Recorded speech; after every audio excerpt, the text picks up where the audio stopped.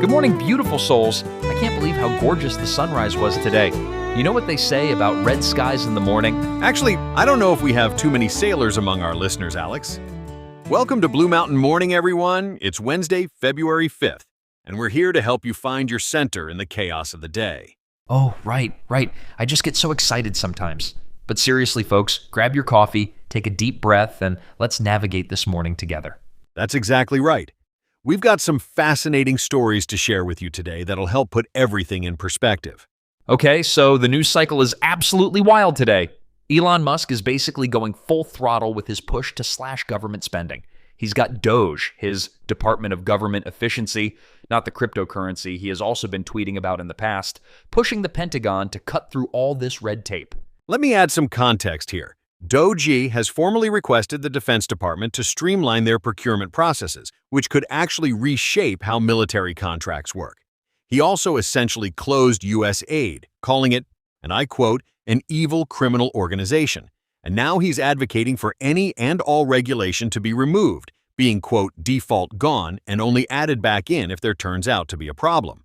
And speaking of reshaping things, have you seen the latest about RFK Jr.? The committee voted for him yesterday, which sends the nomination vote to the full Senate. Yeah, it's looking increasingly likely that both RFK Jr. and also Tulsi Gabbard, both some of the more controversial picks, will get their confirmations. The Senate committee's preliminary vote signals strong support, particularly along party lines. It's like musical chairs in Washington right now, though honestly, I'm still trying to wrap my head around how Tulsi went from Democrat to Republican to being a Trump favorite. What's particularly noteworthy is how these appointments could signal a significant shift in health and veterans policies. The White House has already indicated they're planning substantial changes in both departments. Man, it's like every day brings another plot twist. At least we're here to make sense of it all, right? That's exactly what we're here for. And besides the daily buzz and breaking news, there are other stories that matter. We want to make these our main stories. So, let's dive deeper into today's main story. You know, there's this fascinating shift happening across America right now. Young people aren't just dreaming about the bright lights of big cities anymore. They're actually moving back to small towns, and the numbers are pretty remarkable. Wait, seriously? Like, people are voluntarily leaving places like New York and LA for smaller places? My mind is kind of blown here. It's true, and it's not just a few isolated cases. We're seeing a genuine trend, especially among millennials and Gen Z. Remote work has been a huge catalyst. Oh my God, that makes so much sense. You can basically work from anywhere now, right? Why pay $3,000 for a shoebox apartment when you could, Exactly. But it's not just about the cost of living, though that's definitely a major factor. There's something deeper happening here. What do you mean? Well, many young people are finding that these smaller communities offer something they've been missing in bigger cities. A real sense of connection, community, the ability to actually know their neighbors. I can totally see that. Like, my cousin recently moved to a tiny town in Vermont, and she's already on the local council. That would never happen in Boston. And what's really interesting is how this is creating this ripple effect. These young professionals are bringing their skills, their businesses, their energy to these small towns. They're opening coffee shops, co-working spaces, and the list goes on. Oh, like that amazing bakery my cousin told me about. This couple moved from Seattle and apparently makes the most incredible sourdough. But wait, isn't this kind of gentrifying these small towns? That's a really important point, Alex. There are definitely challenges. Housing prices in some small towns have started to rise, and there can be cultural clashes between newcomers and longtime residents. It's like a whole small town soap opera, but with hipster coffee. You could say that, but what's really encouraging is how many communities are actively working to manage this growth sustainably. They're implementing affordable housing initiatives, supporting local businesses. Oh, and I read somewhere that some towns are actually offering incentives for people to move there, like actual money. Absolutely. Places like Tulsa, Oklahoma, and various towns in Vermont have created programs offering thousands of dollars to remote workers who relocate. It's part of a broader strategy to revitalize these areas.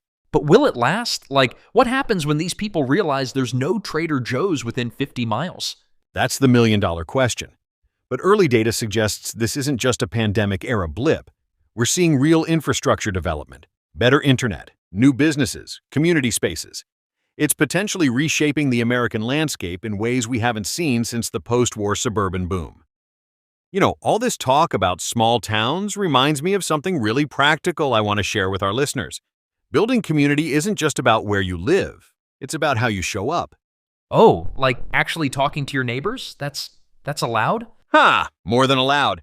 In fact, here's something anyone can do, whether you're in a small town or a big city. Start with just one simple community connection each week. Like bringing cookies to your neighbors? Although, what if they're gluten-free or keto? Or what if they think I'm weird? That's the beauty of it. It doesn't have to be complicated.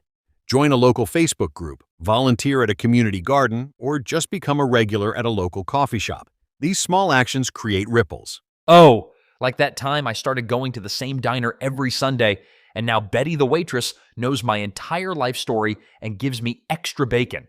Exactly. And that's how real community starts. One conversation, one connection at a time. It's not about where you live, it's about how you choose to engage with the people around you.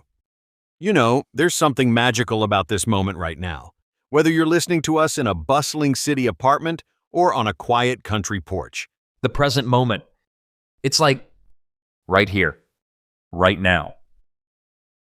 Sorry, got a bit carried away with the mindfulness there.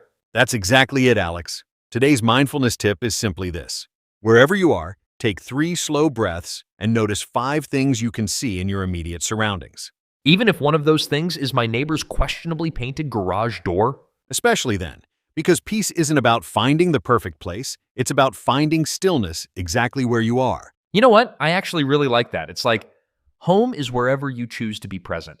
Exactly. Just 3 breaths, 5 observations, and suddenly any place can feel like your own little piece of calm.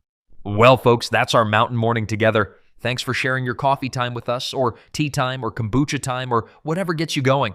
We'll be right back here tomorrow morning, same time, same place, ready to help you find your moment of calm in whatever chaos the day brings. And who knows what wild adventures we'll explore together. Until then, stay curious and keep breathing, beautiful humans. This has been Blue Mountain Morning. See you tomorrow.